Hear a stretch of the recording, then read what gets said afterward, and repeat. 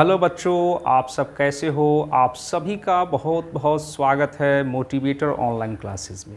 प्यारे बच्चों, आज आप पढ़ोगे इस सेशन में प्रेजेंट परफेक्ट टेंस, जैसा कि आप इस वीडियो के थंबनेल में ऑलरेडी देख चुके हो। तो प्यारे बच्चों, अभी तक आपने मोटिवेटर ऑनलाइन क्लासेस को सब्सक्राइब नहीं किया है तो सब्सक्राइब कर लीजिए, क्योंकि मैं जब भी वीडियो अपलोड करूँगा तो आपके यहाँ सबसे पहले नोटिफिकेशन पहुँच जाएगा। तो चलिए प्यारे बच्चों, आज का इस प्यारे से टेंस को शुरू करते हैं, जिसका नाम है प्रेजेंट परफेक्ट टेंस। तो बच्चों, प्रेजेंट परफेक्ट टेंस, प्यारे बच्चों, नाम से ही लगता है कि इसमें कोई काम पूर्णतः समाप्त हो जाता है। देखिए, परफेक्ट, परफेक्ट मतलब पूर्ण, यानी वर्तमान में कोई काम पूर्ण रूप से समाप्त हो जाएगा। इसीलिए इस टेंस का पहचान होता है। कैसे पहचानेंगे? तो हिंदी वाक्य के अंत में लगा हुआ रहेगा चुका है, चुका है, चुकी है, चुका हूँ, चुके हैं, etc। इसी तरीके के और भी पहचान रहेंगे। या प्यारे बच्चों, एक और पहचान होता है इसका दूसरा, धातु प्लस या है, ई है, ये है, ई है, ए है, etc। दो तरह का इसका पहचान है। अब बच्चों, इसका स्ट्रक्चर क्या होता है? स्ट्रक्चर को हिंदी में क्या कहते हैं प्यारे बच्चों? स्ट्रक्चर को हिंदी में कहते हैं बनावट या ढांचा।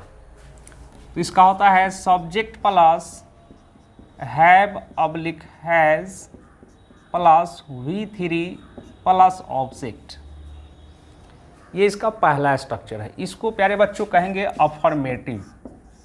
इस स्ट्रक्चर को अफर्मेटिव कहेंगे, यानी कि ये अफर्मेटिव सेंटेंस के लिए स्ट्रक्चर है। अब बच्चों, एग्जाम्पल की मदद से आप देखिए किस तरीके से इस टेंस के वाक्य आते हैं।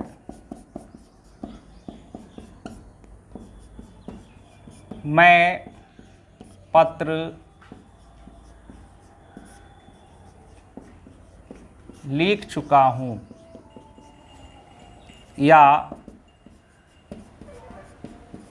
मैंने पत्र लिखा है।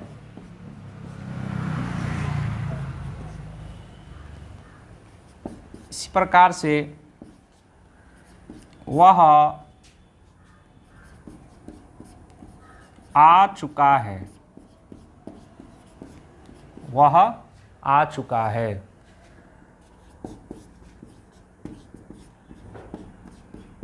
वे लोग पटना गए हैं।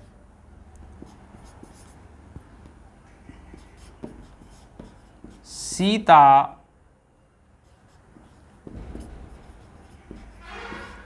पढ़ चुकी है।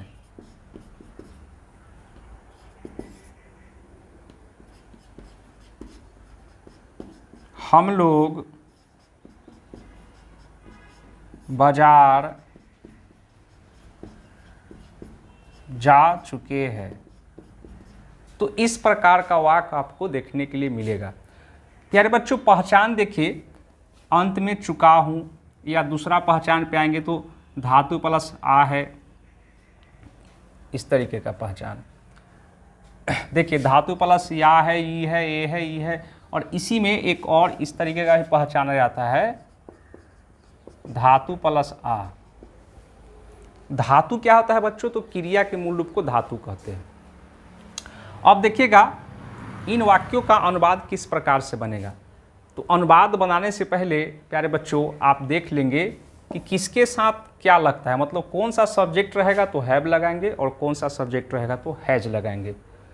तो यदि सब्जेक्ट के रूप में आई रहे या फिर बी हो, यू रहे, THEY दे आ जाए, या दो नाम एंड से जुड़ जाए जैसे राम एंड श्याम, या कोई प्लूरल नाउन रहे जैसे कि द बॉयज, ये सब रहता है तो इसके साथ हैव लगाते हैं। क्या लगाते हैं? हैव लगाते हैं। लेकिन इन्हें छोड़ करके, यानी कि फर्स्ट पर्सन, सेकेंड पर्सन और थर्ड पर्सन के प्लूरल सब्जेक्ट को छोड़ करके यदि सब्जेक्ट के रूप में थर्ड पर्सन का सिंगुलर सब्जेक्ट आ जाए, जैसे कि ही रहे, सी आ जाए, IT ईट आ जाए, एक नाम आ जाए जैसे कि राम, द बॉय, तो इन सभी के साथ हैज़ लगाते हैं। यानी बात बिल्कुल क्लियर हो चुका है कि यदि थर्ड पर्सन का सिंगुलर सब्जेक्ट आएगा तो हैज़ लगाएंगे। अब देखिए बच्चों, इन सभी का अनुवाद किस प्रकार से बनेगा। तो मैं पत्र लिख चुका हूँ, तो मैं का आई के साथ प्यारे बच्चों देखिए आई रहे, बी रहे, यू रहे, दे रहे, राम एंड श्याम, दो नाम एंड से जुड़ा हुआ, या प्लूरल नाम जैसे द बॉयज, तो सबके साथ क्या लगता है? हैव। तो यहाँ पे आई के साथ हैव लगा लेंगे। इसके बाद प्यारे बच्चों वर्ब का तीसरा रूप चाहिए हमको। स्ट्रक्चर में आप देख रहे हैं वर्ब का क्या रूप? तीसरा रूप। तो वर्ब का 5 फॉर्म होता है जिसको कि हम लोग प्यारे बच्चों V1, V2, V3, V4 और V5 के नाम से जानते हैं। जैसे यहाँ पे क्या है? लिख, यानी लिखना का क्या होता है? राइट। राइट का V2 होता है road, V3 return, V4 writing और V5 होता है राइट्स। तो हमको थर्ड फॉर्म चाहिए, यानी रिटर्न। तो I have return, I have return, और उसके बाद ऑब्जेक्ट, पत्र क्या है? ऑब्जेक्ट, पत्र का हो जाएगा a letter. I have written a letter, मैं पत्र लिख चुका हूँ या मैंने पत्र लिखा है। इसके बाद नेक्स्ट बच्चों देखिए आगे, वह आ चुका है, तो वह का ही के साथ क्या लगा हुए बच्चों? इधर देखिएगा, ही रहे, सी रहे, ईट रहे, राम द बॉय, मतलब सिंगुलर सब्जेक्ट रहे थर्ड पर्सन का, तो सबके साथ क्या लगाना है? हैज़ लगाना है, यानी ही हैज़। इसके बाद आ चुका है, आना का क्या होता है प्यारे बच्चों? तो आना का कम होता है V1, V2 केम, V3 फिर कम ही हो जाता है, और V4 कमिंग, और V5 कम से होता है। तो हमको V3 चाहिए तो कम हो जाएगा, ही हैज़ कम। इसी प्रकार से वे लोग पटना गए हैं, तो वे लोग का दे। अब बच्चों दे के, दे मतलब सब्जेक्ट हो गया। अब इसके बाद हैव होगा या हैज़ होगा, तो इधर देखिएगा, यदि सब्जेक्ट देखिए यहाँ पे दे है तो क्या लगाएंगे? हैव। तो दे हैव। इसके बाद गए है, यानी जाना, जाना का गो होता है V1, अब V3 हो जाएगा गॉन, गॉन। और उसके बाद कहाँ? तो Patna, gone to Patna, gone to Patna.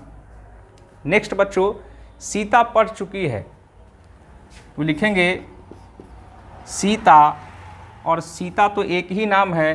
तो प्यारे बच्चों देखिएगा, ही रहे, सी रहे, ईट रहे, राम रहे, राम, सीता, गीता, कोई एक ही नाम रहेगा, तो उसके साथ क्या लगाते हैं बच्चों? हैज़ लगाते हैं। सीता हैज़। उसके बाद रीड, तो आप समझिएगा रीड एक ऐसा वर्ड है जिसका V2 V3 का स्पेलिंग रीड ही रहता है, लेकिन आवाज़ बदल जाता है। मतलब कि जो स्पेलिंग V1 में है वही V2 में है, वही V3 में है, लेकिन V2 से इसको रेड पढ़ा जाएगा। मतलब प्रोनाउंसिएशन के आधार पर, उच्चारण के आधार पर इसका V2 V3 बनता है। इसको तो हम लोग रीड पढ़ेंगे, इसको हम लोग रीड पढ़ेंगे, तो रेड पढ़ा जाएगा। लिखिए सीता हैज़ रेड। हो सके तो ब्रैकेट में हिंदी में भी लिख देना, ज़्यादा बेस्ट होगा। हम लोग बाजार जा चुके हैं, तो हम लोग का क्या होगा? बी के साथ प्यारे बच्चों क्या होगा? तो देखिए आई, बी, यू, दे, देखिए बी है यहाँ, बी के साथ भी हम लोग हैव लगाएंगे, बी हैव। और उसके बाद जाना का गो होता है, गो का V3 होता है गॉन, बाजार, तो gone to market, gone to market. तो इस प्रकार से प्यारे बच्चों आपने देखा कि प्रेजेंट परफेक्ट टेंस का वाक्य कैसा होता है। स्ट्रक्चर आपने देखा, subject plus have has, V3 plus object. Example इस तरह का होता है। ऐसे एग्जाम्पल होते हैं जिसके अंत में चुका है, चुकी है, चुका हूँ, चुके हैं लगा हुआ रहता है, या फिर कभी कभी आपको दूसरा पहचान पे भी वाक्य देखने के लिए मिलेगा, धातु प्लस या है, ई है पर। तो आपको पहचान लेना है कि यह हिंदी वाक्य प्रेजेंट परफेक्ट टेंस का है। और अनुवाद बनाने के लिए स्ट्रक्चर प्यारे बच्चों अफर्मेटिव पहला स्ट्रक्चर आप यहाँ पे देख पा रहे हो, subject plus have oblique has, V3 plus object. तो नेक्स्ट आगे बढ़ते हैं प्यारे बच्चों नेगेटिव की तरफ। तो नेगेटिव सेंटेंस में बढ़ते हैं अब।